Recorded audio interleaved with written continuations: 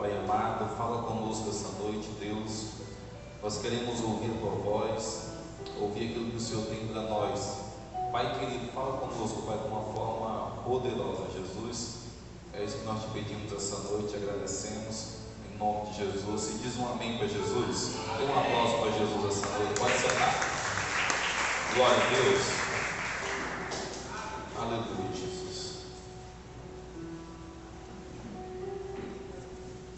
Nós estamos nas terças-feiras aqui na nossa igreja, falando sobre um assunto que nós demos até mesmo o título para as terças-feiras, até a próxima que vem, Escola de Discípulos. O que nós estamos aprendendo aqui é sobre discípulos, porque até mesmo vocês já ouviram aqui desse altar que o Senhor Jesus, Ele forma discípulos, tá bom? Ele não forma seguidores, não forma evangélicos, não forma religiosos. A única classe de pessoas que Deus ele quer formar é discípulos, porque o discípulo, ele se parece com o mestre, tá bom? O discípulo, até mesmo quando o mestre tem palavras duras, tem palavras que são aquelas que não são para afagar o nosso ego, os discípulos permanecem ao lado do mestre, porque até mesmo nós entendemos que só persevera na caminhada cristã quem é discípulo. Sabia disso? E a realidade é que só vai para o céu quem é discípulo, porque o discípulo ele está disposto a estar a qualquer momento, em qualquer situação ao lado do seu mestre. E quando tu olha para a Bíblia, o discípulo ele está apto a seguir o seu mestre até mesmo para a morte, tá bom? Em outras palavras, o discípulo ele até mesmo morre pelo seu mestre. Quando tu olha na Bíblia Sagrada, você vai perceber que todos os discípulos, exceto João, ali os 12 originais de Jesus, exceto João, todos eles morreram, uns decapitados, outros arrastados por cavalos, né? Mas todos morreram por Cristo Jesus, tá bom? Então o discípulo ele vai até o final com o Senhor Jesus. Eu não sei você, mas eu quero ir até o final com Jesus. Eu quero chegar no final dessa vida com Jesus, tá bom? Poder um dia dizer aquilo que o apóstolo Paulo disse, no final da sua vida, mas dentro de uma prisão, tá bom? E ele escreve dizendo dessa forma: combati o bom combate, encerrei a carreira, mas eu guardei a fé em Jesus. Então, se nós chegarmos no final, nós pudermos dizer aquilo que o apóstolo Paulo disse: eu combati, eu lutei, né, o bom combate, encerrei a minha carreira aqui na terra, mas eu guardei a fé em Cristo Jesus, nosso Senhor, tá bom? Então o discípulo, ele faz isso. E nós falamos as duas terças passadas muito sobre discípulos, e eu quero te apresentar dentro aqui de 1 Timóteo capítulo 4, versículo 12 em diante. Na realidade, essa é uma carta do apóstolo Paulo para um discípulo dele chamado Timóteo. Bom, a carta de 1 e 2 Timóteo, quem escreveu foi o apóstolo Paulo, mas endereçada para um discípulo dele, que é justamente aqui o Timóteo. E ele dá alguns conselhos para que o seu discípulo Timóteo ele possa colocar em prática na sua vida, tá bom? Só para nós nos encontrarmos aqui, dentro do texto aqui de Timóteo, você precisa saber que o Timóteo, pelo menos aqui no versículo 12, já está falando diretamente. Ele era um jovem, mas um jovem com muita responsabilidade. Por quê, pastor? Com muita responsabilidade. Esse Timóteo aqui, ele era o pastor de uma grande igreja que se encontrava na cidade de Éfeso. Um pastor de uma grande igreja. E dentro dessa grande igreja, existiam pessoas mais velhas e mais experientes que esse jovem chamado Timóteo. Com certeza. E agora o apóstolo Paulo dá um conselho para esse jovem, dizendo dessa forma: olha, eu estou te dando um conselho. Não existe nenhuma, bloqueio pelo fato de você ser jovem e estar cuidando de uma igreja grande, mas alguns conselhos eu te dou, tá bom, Timóteo? E esse conselho que o apóstolo Paulo dá para ele, que eu quero trazer aqui para a nossa noite, para a nossa vida essa noite, tá bom? Olha só, diz assim: ninguém o despreze pelo fato de ser jovem, mas seja o exemplo para os fiéis, tá bom? Para os fiéis, na palavra, no procedimento, no amor, na fé e na pureza. Todos nós sabemos que o exemplo é o que mais conta na vida de um discípulo. É o exemplo.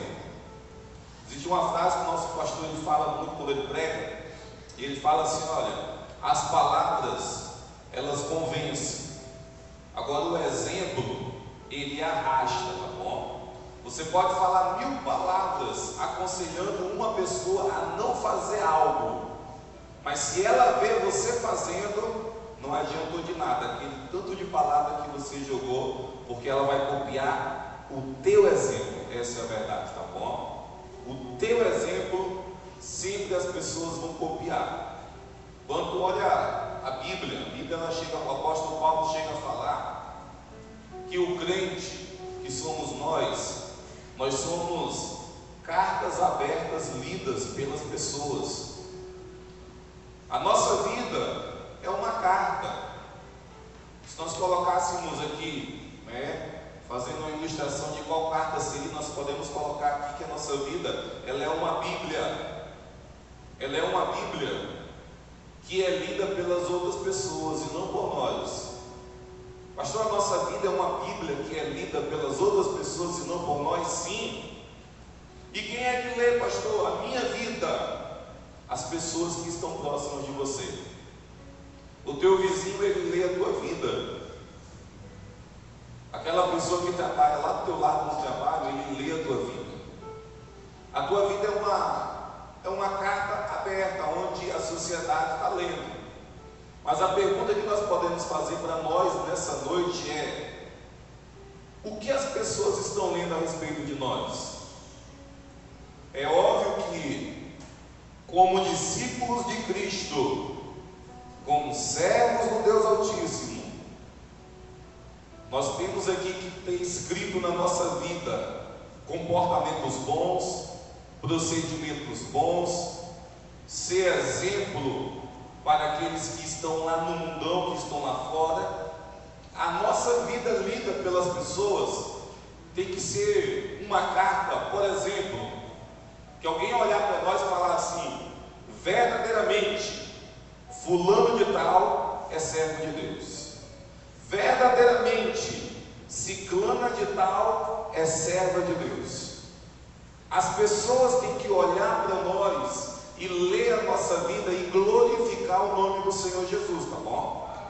É isso que é ser uma carta aberta, tá bom? As pessoas olham para mim e veem a glória de Deus na minha vida. E nós vamos até mais fundo. Não somente as pessoas têm que olhar para ti e ver a glória de Deus, mas se eu te dissesse essa noite que até os demônios têm que olhar para você e ver a glória de Deus, tá bom? Quando tu olha a Bíblia Sagrada, ela tem uma passagem aonde o apóstolo Paulo está pregando em uma certa cidade, e a Bíblia fala que naquela cidade existia uma menina endemoniada com um espírito de adivinhação. Ela adivinhava, olhando a mão das pessoas, adivinhava o futuro, mas nada era a não ser um demônio na vida daquela menina que fazia ela ter aquele espírito de adivinhação.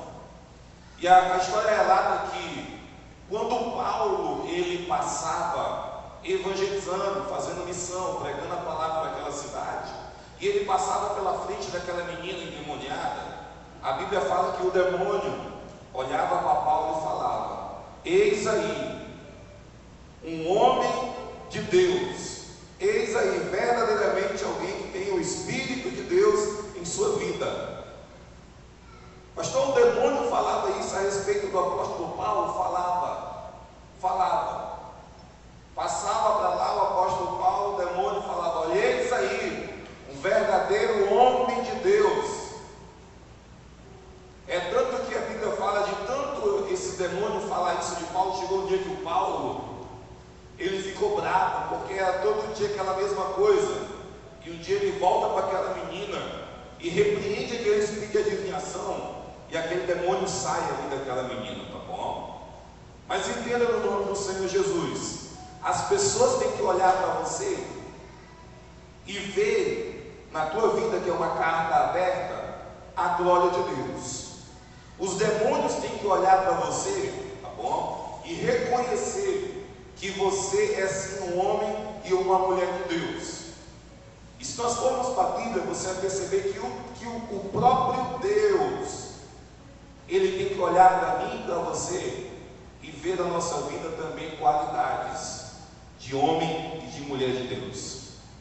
Um certo dia o diabo chega diante de Deus, e a Bíblia fala que quando o diabo chega diante de Deus, o Senhor começa um diálogo com o diabo falando dessa forma: tem visto o meu servo Jó, homem reto, temente a Deus, que se desvia do mal. Essas são palavras saídas da boca do próprio Deus. E o diabo está ouvindo Deus elogiando um homem aqui nessa terra, tá bom? Então eu quero que nós possamos entender nessa noite, no nome de Jesus, a nossa vida, o que conta muito é o exemplo, tá bom? E esse exemplo todos têm que ver, sejam as pessoas, sejam os demônios e o próprio Deus. Quando nós somos homem e mulher de Deus, eles têm palavras para nos elogiar, tá bom? Em nome do Senhor Jesus Cristo. Mas aqui dentro aqui do versículo 12 tem umas coisas muito básicas. Eu vou pegar aqui apenas 3 conselhos que o apóstolo Paulo deu para Timóteo. Eu quero que nós possamos também colocar esses conselhos na nossa vida. Primeiro, o apóstolo Paulo mandou Timóteo ser exemplo, tá bom? Ele falou para Timóteo: Timóteo, seja exemplo na palavra. Me acompanhe em nome do Senhor Jesus. Olha só, exemplo na palavra, pastor? Na palavra. As nossas palavras denunciam o que vai no nosso coração. Por isso há todas as recomendações da Bíblia para cuidarmos do nosso coração e das nossas palavras. A recomendação de Paulo aos Efésios resume bem como devemos proceder com as nossas palavras. Efésios 4:29 diz assim: nenhuma palavra torpe saia da boca de vocês, mas apenas a que for útil para edificar os outros, conforme a necessidade, para que conceda graça aos que ouvem, tá bom? Glória a Deus. Um certo dia Jesus, ele disse para os discípulos, aonde estava tendo uma briga, porque os discípulos não lavavam a mão para comer, não lavavam a mão para comer alguma refeição, e os judeus que estavam ali perto condenaram aquele ato dos discípulos, condenados porque eles não lavam a mão, eles vão comer algo impuro, né? Vão pegar algo impuro e colocar para dentro, tem que lavar a mão, isso é costume dos judeus. Mas aí a Bíblia fala que Jesus olha para aqueles homens e fala assim: olha, tu sabia que o que contamina o homem não é aquilo que entra, mas é aquilo que sai? Porque aquilo que sai procede do coração. É isso que contamina o homem. Não é aquilo que você coloca para dentro, mas é aquilo que sai da tua boca. Porque aquilo que sai da tua boca primeiro se originou no teu coração. E eu entendo uma coisa, que nós, como discípulos de Cristo, uma das coisas que nós temos que ter na nossa boca é palavras de edificação para a vida das pessoas. A Bíblia ela fala que de uma boca não pode jorrar água amarga e água doce. Não dá para jorrar as duas águas, não dá. Ou é uma ou é outra. E se nós aqui entendermos o que a Bíblia ela fala sobre o poder que existe nas palavras, se cada crente que essa noite se aprofundasse no poder que existe nas palavras que saem da boca das pessoas, tá bom? Pode ter certeza, nós iríamos ser pessoas mais vigilantes e nós procuraríamos declarar mais palavras de bênção. Nós procuraríamos que saísse da nossa boca mais palavras de edificação, tá bom? Se você soubesse que existe hoje pessoas que vivem, por exemplo, maldições em sua vida, que tem áreas em sua vida que não rompem, que não vão para frente, que são amarradas, sabe por quê? Porque um dia uma palavra que pode ter saído da boca do pai, da mãe ou de alguma autoridade saiu em direção a essa pessoa, e essa palavra ela encontrou repouso na vida da pessoa, e aquilo se tornou uma maldição. Eu já vi testemunho de mães que amaldiçoavam os filhos, por exemplo, falando dessa forma: isso não vai prestar, isso não vai dar em nada. Eu lembro, eu conheço testemunhos de mães, não se escandalize, mas existe, de mães que um dia olharam para o filho e falavam assim: isso aqui vai ser um noiado, isso aqui vai ser um fumador de pedra. E sabe o que aconteceu? A mesma coisa que a palavra daquela pessoa liberou sobre a vida daquela outra pessoa, porque tinha autoridade.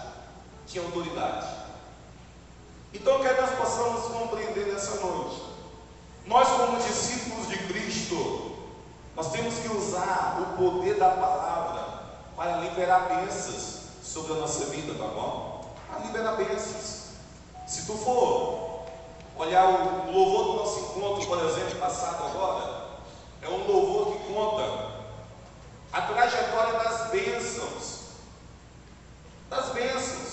E ele começa a falar: olha, as bênçãos elas seguirão até 1000 gerações. Então ela vai abençoar nossos filhos, os filhos dos nossos filhos, e vai abençoar um monte de gente. Se nós liberarmos bênção, se nós liberarmos bênção, a Bíblia fala que a bênção do Senhor acompanha até 1000 gerações daqueles que o temem e o guardam. Então existe bênção quando nós declaramos da nossa boca para fora na vida de pessoas. Existe.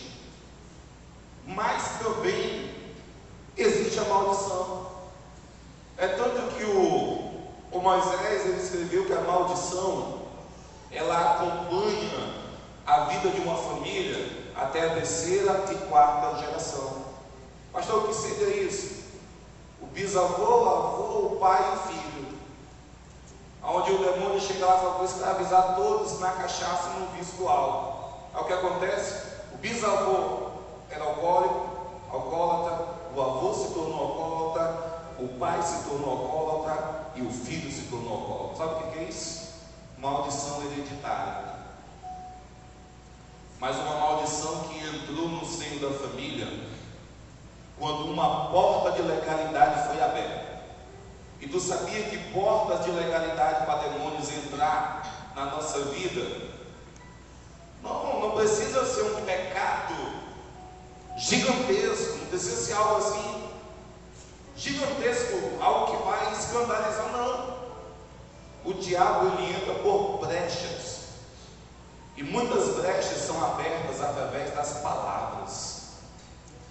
As palavras têm um poder no mundo espiritual que, se nós entendêssemos, nós começaríamos a fechar um pouquinho a boca quando falo em questão de lançar palavras ao vento, palavras, a Bíblia chama de palavras frívolas, palavras que causam, não bênção, mas causam, nós pensaríamos muito antes de nós perdermos a cabeça e lançarmos palavras, tá bom? Então nós, como discípulos de Cristo, pastor, nós temos que nos preocupar com aquilo que sai da nossa boca.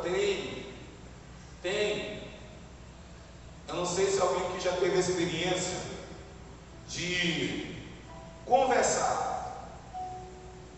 tanto com uma pessoa que só fala desgraça, como com uma pessoa que só fala bênção. Eu já tive experiência de conversar com esses dois tipos de pessoas. Conversar com pessoas que, quando eu cheguei para conversar, só desgraça, só lástima, só miséria, só que não vai dar certo, só que, sabe qual a forma que tu sai da presença da pessoa?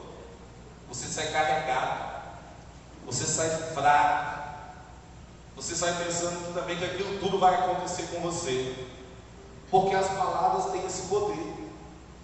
A palavra tem o poder de desanimar ou animar.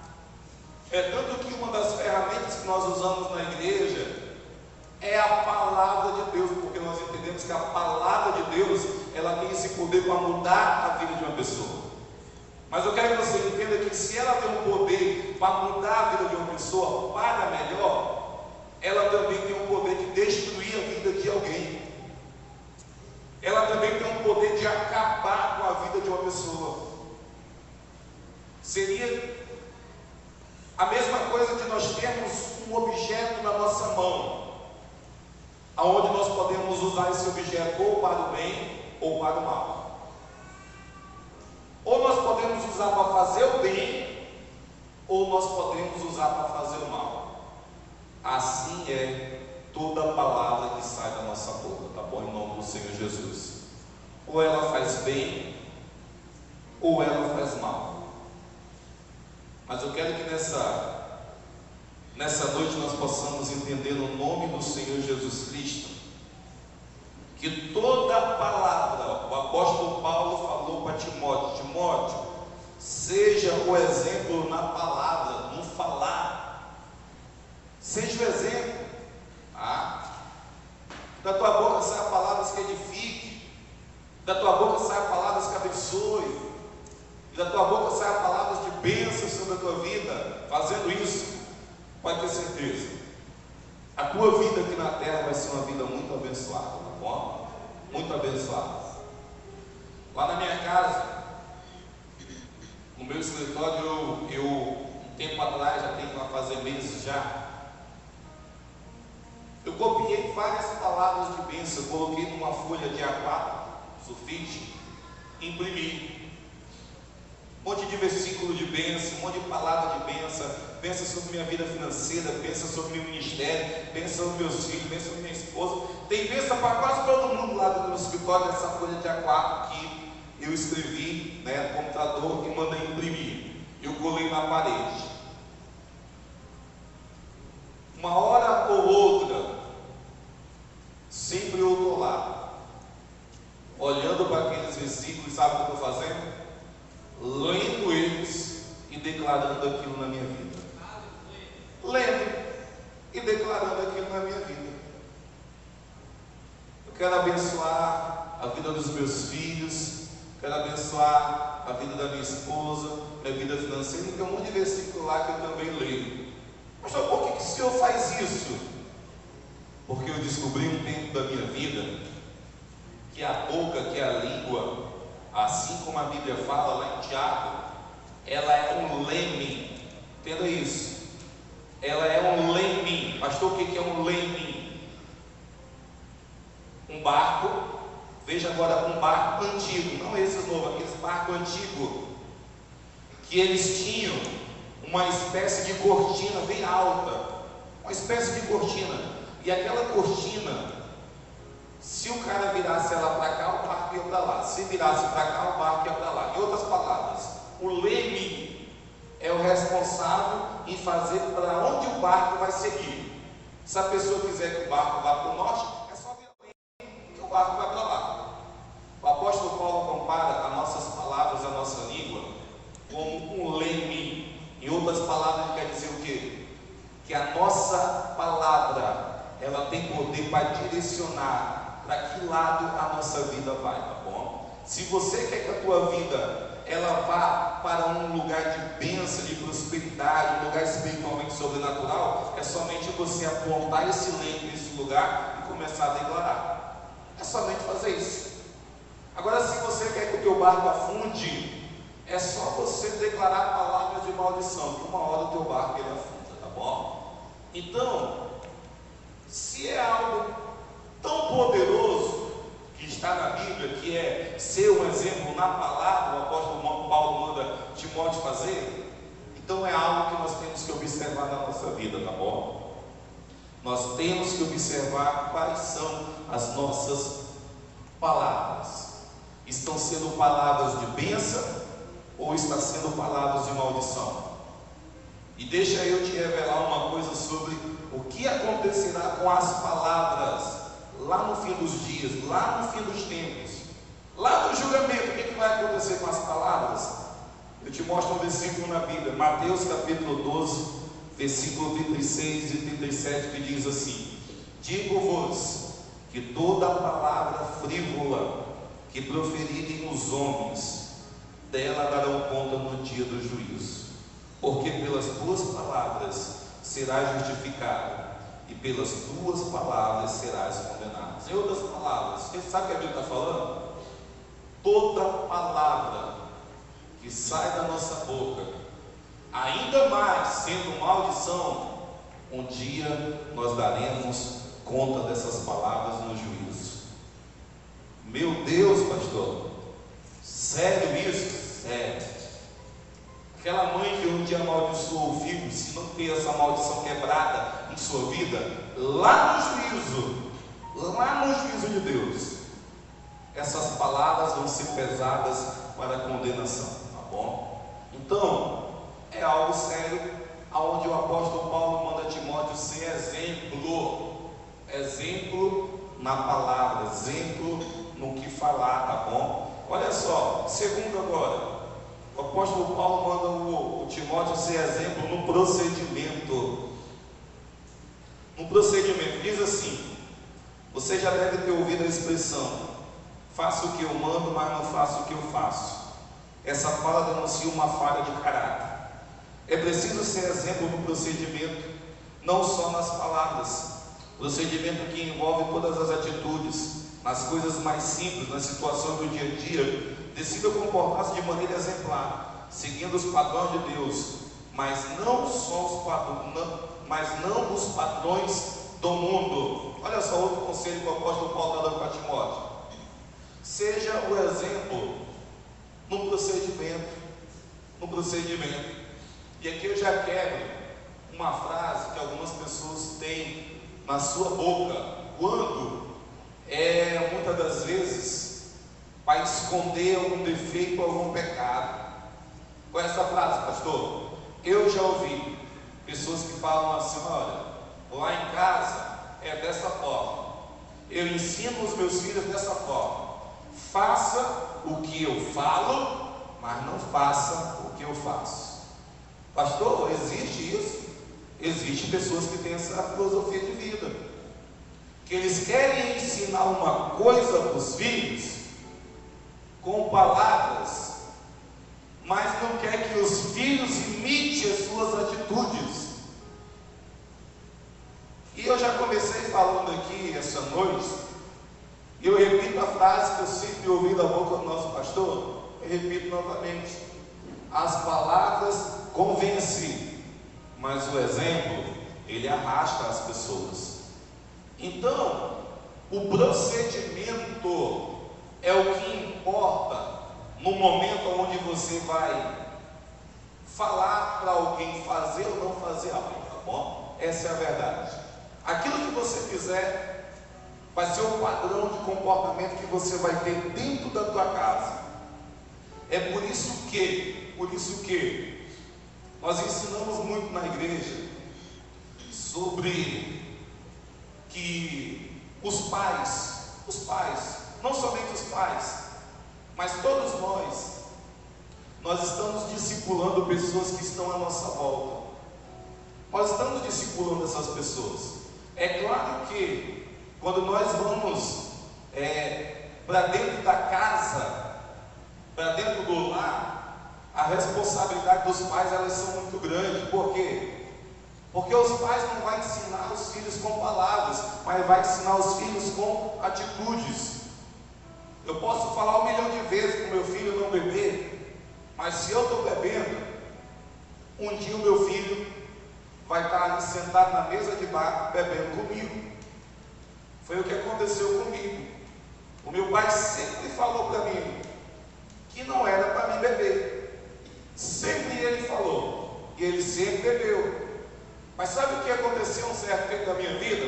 Ainda antes de eu aceitar Jesus, chegou um tempo que eu bebia com meu pai sentado na mesa, ele de um lado ou do outro. E todas aquelas palavras que eles falavam para mim, não quero que tu beba. Aquelas palavras entraram pelo um ouvido e saíram pelo outro. Porque o comportamento é o que vale. Uma das coisas que nós temos que entender, ainda mais em relação a filhos, é que quem discipula os nossos filhos é os pais. Sabia disso? É os pais que discipulam.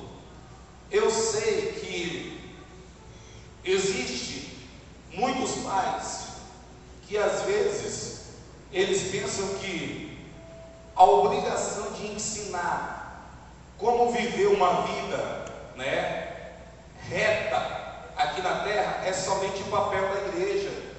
E não é.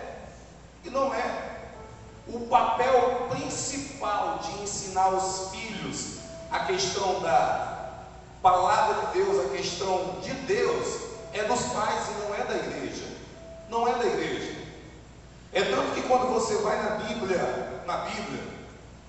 você encontra Deus dando ordem para que os pais pudessem inculcar, a Bíblia usa essa expressão, inculcar na mente dos filhos todos os feitos que um dia Deus tinha feito pelo povo lá no passado.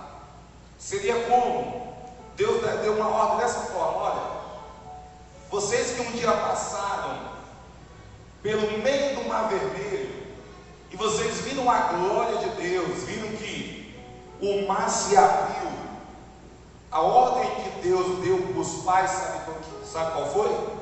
É para que os pais pudessem falar desses milagres lá na frente para os filhos e inculcar na cabeça deles: olha, Deus um dia abriu o mar vermelho, Deus um dia providenciou um maná para cair do céu e nos alimentou. A ordem de Deus para esse povo foi essa: inculcar na cabeça dos teus filhos todos os feitos que um dia eu fiz por você. Então nós pais, nós temos que entender que não é responsabilidade da escola ensinar o caminho certo. A escola ensina as matérias fundamentais, médias, vai aí até a faculdade, é somente isso.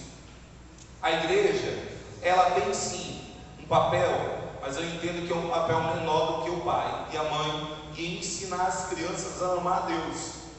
E o papel maior, a porcentagem maior, é dos pais, tá bom? A porcentagem maior são dos pais, ensinar. Mas eu quero que nós possamos entender isso. Eles vão aprender com os nossos exemplos. Pode ter certeza disso. Se nós inculcarmos na cabeça dos nossos filhos hoje o que Deus já fez na nossa vida, e o que Deus fez na Bíblia, pode ter certeza, até mesmo quando eles crescerem, e se por acaso eles um dia tirarem os pés da presença, um dia eles vão voltar. Sabe por quê? Porque nós ensinamos a palavra genuína e verdadeira para eles. Nós temos que entender isso. E eu quero que te passar essa noite, por exemplo, se você quer, eu tenho certeza, se eu perguntar aqui essa noite, quem quer filho de Deus e uma mulher de Deus em casa, todos os pais aqui vão levantar as mãos.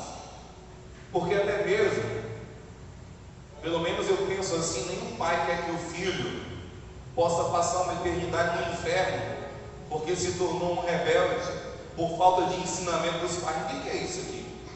Pelo menos eu sempre declaro na vida dos meus filhos que eles vão ser pastores, vão ser pastoras.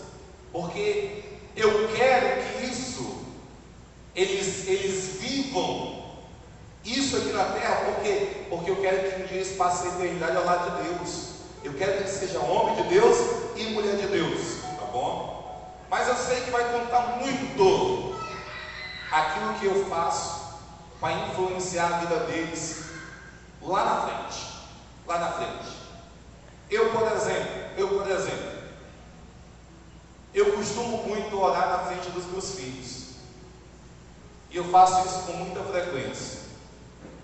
Constantemente eu estou dobrando os meus joelhos, muitas das vezes num sofazinho que eu tenho lá na sala de casa, e eu estou orando a Deus. E a Letícia passa para um lado, a Letícia passa para o outro, o Gustavo sobe em cima de mim, e eu continuo lá orando. Não paro de orar, não brigo, nunca briguei, nunca.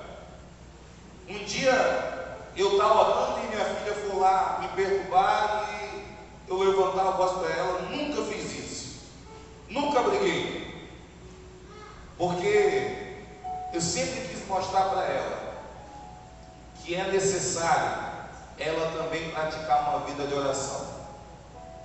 Então, quantas são as vezes que eu estou lá orando, dobrando meu joelho, e a Letícia passa para lá, o Gustavo passa para cá e eu continuo orando? Para que isso, pastor? Porque eu quero inculcar na mente da minha filha e do meu filho que oração faz bem para o ser humano, e eles têm que praticar isso para eles serem servos de Deus e servas de Deus. Quantas vezes que eu estou com a minha Bíblia aberta, lendo a Bíblia, às vezes ela é do escritório, e entra o Gustavo, entra a Letícia, começa a fazer aquela maior bagunça, e eu não brigo com eles. Sabe por quê? Porque eu quero que fique marcado na cabeça dele o momento onde o pai dele tirava um tempo para ler a palavra de Deus, e eu quero que eles entendam que isso é importante. É por isso que eu faço isso na frente deles. Eu quero que você entenda nessa noite, em nome de Jesus, não é para você orar escondido dos teus filhos, não é para você ler a Bíblia escondido dos teus filhos, não. É para você fazer na frente deles, sim. Não deixe, em nome de Jesus, um dia os teus filhos crescerem, serem adolescentes e jovens, e não ter nenhuma recordação de você orando ou lendo a Bíblia. Não deixe isso acontecer. Não deixe. Será a pior coisa que você pode fazer. Porque enquanto você não querer dar esses exemplos para marcar a vida deles, o diabo vai marcar de outra forma. Pode ter certeza disso. Porque se você não ensina o bem, o diabo ele ensina o mal. E quando o diabo ele ensina o mal, ele marca uma imagem na vida de uma criança, vai ser aquilo que ela vai levar para a vida toda, tá bom? Entenda no nome do Senhor Jesus. Então é nossa responsabilidade. É nossa responsabilidade trazer nossos filhos para a presença de Deus. Uma coisa que muitos pais, e a verdade, olha só, nós só conseguimos formar a personalidade e o caráter de uma criança entre 0 até no máximo 6 anos de idade. Se você deixar passar essa fase, dificilmente pode sim acontecer de você ainda conseguir inculcar alguma coisa na cabeça dele em questão de caráter, em questão de o que é certo e errado. Mas até 6 anos de idade você está na fase de formação. Você está formando o caráter do teu filho, está formando a personalidade dele. E uma das coisas que muitos pais eles erram é que nesse período eles não demonstram que é importante amar a Deus, que é importante priorizar Deus, que é importante estar na casa de Deus, que é importante estar orando a Deus, que é importante estar buscando a Deus. Isso não é inculcado. E a verdade é que depois fica-se um pouco mais difícil. Um pouco mais difícil. Então, às vezes, nós negligenciamos e colocamos os nossos filhos na mão de Satanás. E se eu te dissesse que Satanás, ele não recusa aquilo que nós colocamos na mão dele, tá bom? O diabo não recusa. O que nós colocamos, ele pega e ele faz um estrago, tá bom? A minha filha, eu acho que raramente, pode ter acontecido algum dia, mas eu não lembro, algum dia de eu ter deixado os meus filhos em casa e não ter trazido para a igreja. Raramente, eu acho que eu não lembro de nenhum dia. Mas todo culto, toda oração, todo momento onde eu estou reunido aqui com a igreja, eu faço questão de trazer os meus filhos. Sabe por quê? Algumas pessoas acham que uma criança igual a Gustavo, ou como a Letícia, elas não absorvem nada no culto. Mas se eu te dissesse essa noite que você está internado, uma criança de 3 anos que fica só correndo para lá e para cá, no seu subconsciente, essa criança está recebendo a palavra de Deus. A minha filha que já fala, a de 5 anos já fala bem, o Gustavo não fala tanto, mas se falasse, eu tenho certeza que o Gustavo falasse mais, eu tenho certeza que ele já, com certeza, apontaria algumas coisas que muitas das vezes eu falo aqui no altar, porque minha filha de 5 anos, às vezes nós chegamos em casa, então nós saímos aqui no carro, e deu a impressão que ela passou o culto todo correndo, e não prestando atenção no culto, mas ela fala uma coisa que eu falei em cima do altar. Ela repete uma palavra, e ela falou: papai, o senhor falou isso, isso e isso. Tem a impressão que ela passou o culto todo correndo. Mas sabe o que estava acontecendo? Mesmo ela notando assim, olhando e prestando atenção, a palavra de Deus estava entrando no subconsciente dela, no coração dela. E aonde a palavra de Deus chega, eu quero que você entenda, ela produz uma semente para frutificar. E nós temos que compreender que se nós não colocarmos na vida das nossas crianças, enquanto elas são crianças, a palavra de Deus, o diabo tem colocado outras sementes. Nós não colocamos, mas o diabo tem colocado outras, tá bom? E não vai muito longe não, o diabo coloca dentro da tua casa. Dentro da tua casa o diabo está plantando semente no coração dos teus filhos, e quando você menos espera, o teu filho já se debandiou para algum lado. A Bíblia fala que um dia que filho é presente de Deus para nós, mas um dia nós não daremos conta desses presentes que Deus nos deu. É por isso que, quando nós vamos para a direção de ensinar nossos filhos a respeitar a palavra de Deus, quero que você entenda, nós não podemos ser maleáveis.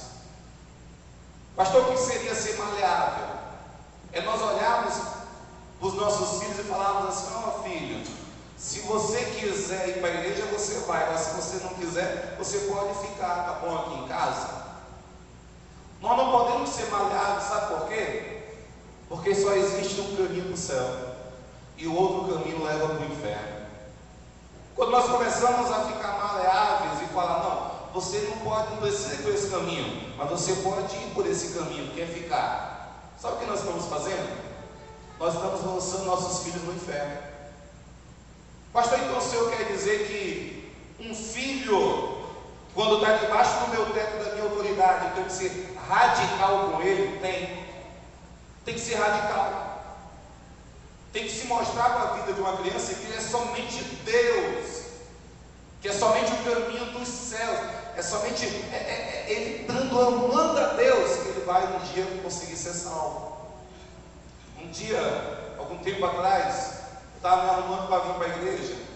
A Letícia olhou e falou assim: papai, hoje eu não quero vir não, ir para a igreja. Olhei para ela e falei assim: tu manda na tua venda? Tu manda, Letícia? Ela ficou cara de brava assim: tu não manda na tua venda? Vai se arrumar, tu vai para a igreja. Mas eu fiquei pensando quantos pais cedem a esse tipo, de questionamento. Os meus filhos, eu estou criando eles para um dia passar uma eternidade na glória com Jesus. Nem que para isso eu seja radical com eles, é questão de servir a Deus de todo o coração, tá bom?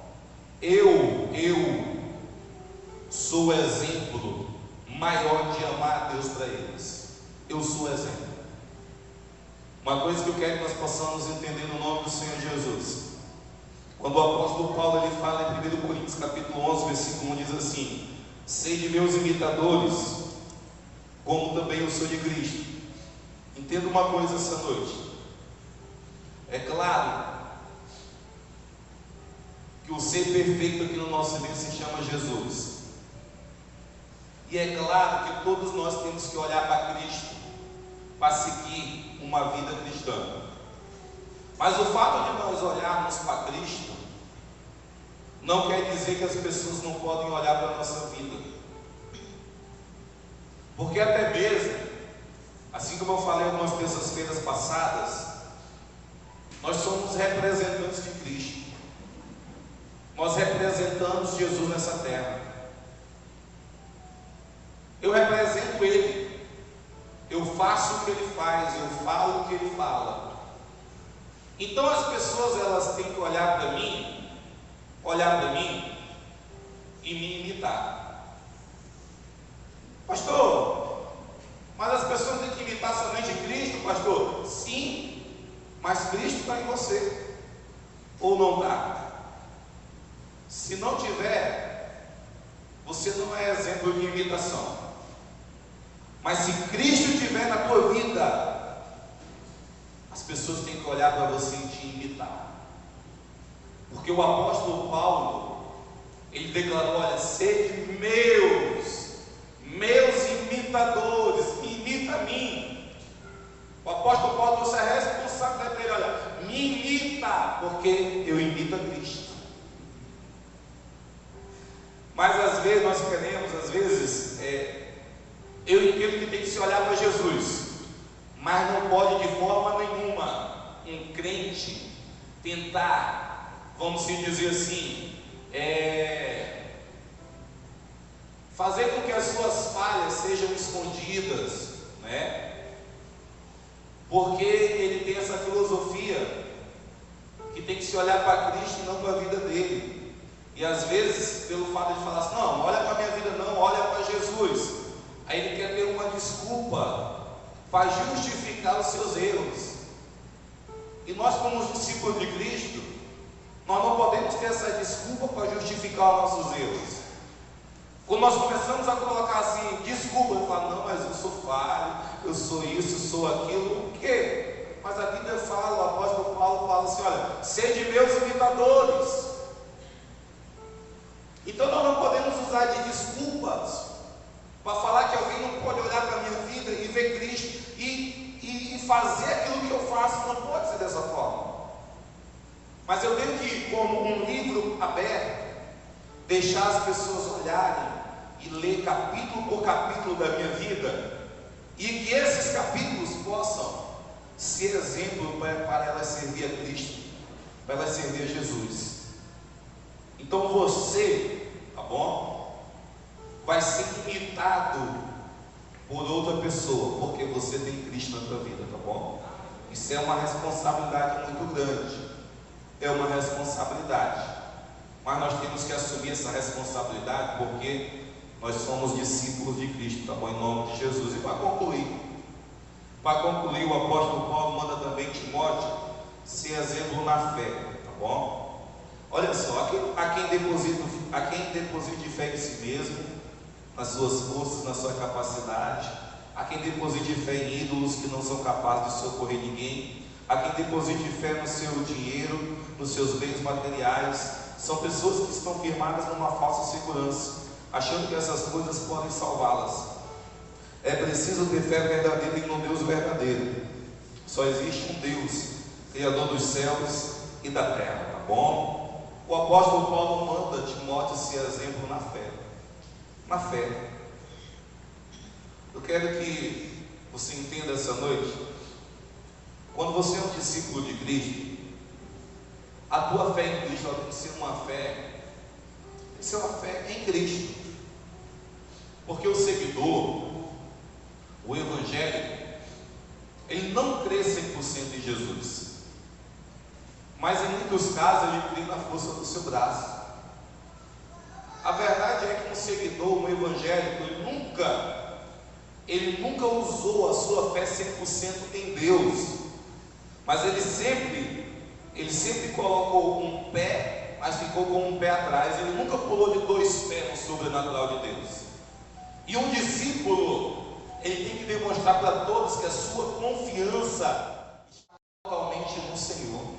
Seria a mesma coisa que eu falasse: olha, Alguém que está enfermo, é claro que ele vai tomar assim algum remédio, ele vai às vezes fazer algum exame, mas sempre ele está declarando que Deus tem o poder de curar toda e qualquer enfermidade.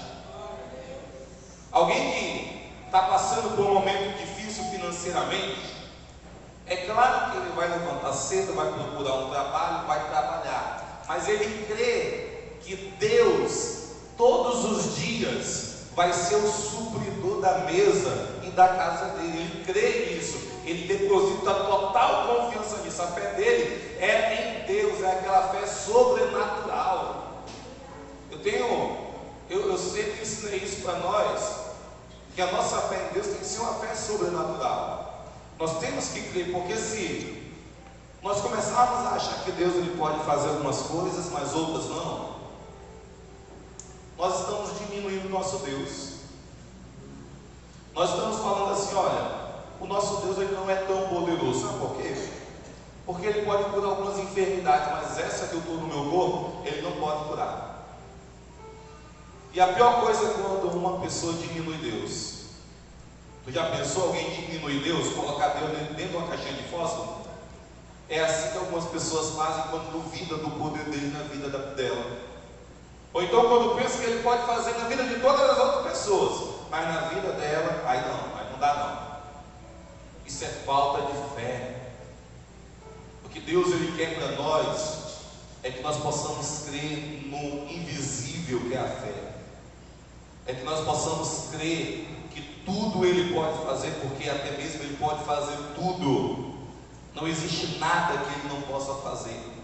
Essa é a fé que Deus ele quer no nosso coração. Ah, pastor, se eu me deparar, pastor, com alguém com câncer, com AIDS, aí a minha fé abaixa. Não pode abaixar. Nós temos que declarar e crer que tudo ele pode, tá bom? Tudo. Não existe nada nesse mundo que o nosso Deus ele não tenha poder para fazer. Essa é a fé que Deus ele quer que nós possamos crer nele. Se você começar a ter esse tipo de fé em Deus, pode ter certeza, Deus ele vai começar a honrar você em áreas, tá bom? O que eu quero nessa noite é que nós possamos. Tem uma história que um dia os discípulos estavam dentro de um barco, no meio do mar, quando de repente veio uma tempestade, e a Bíblia fala que quando veio aquela tempestade, mas Jesus que tinha ficado do outro lado da banda da terra, ele veio andando sobre as águas, veio andando para pegar o barco com os discípulos.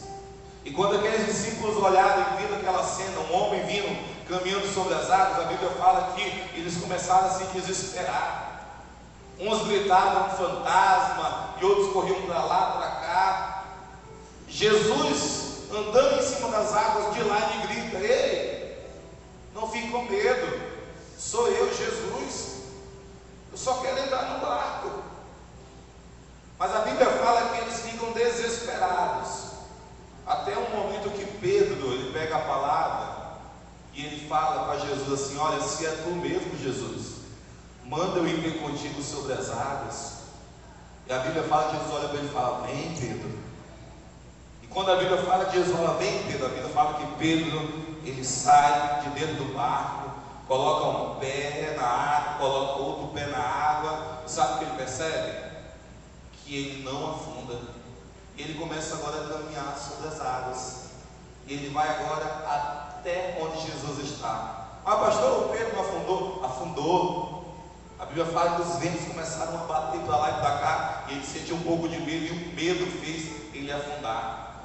Mas entenda uma coisa: o Pedro foi o único discípulo que teve fé suficiente para andar sobre as águas e ir até Jesus. Ele teve essa fé suficiente. Em outras palavras, ele se lançou, ele correu perigo, mas ele confiou que ele podia também. Se Jesus estava mandando, ele podia também caminhar sobre as águas.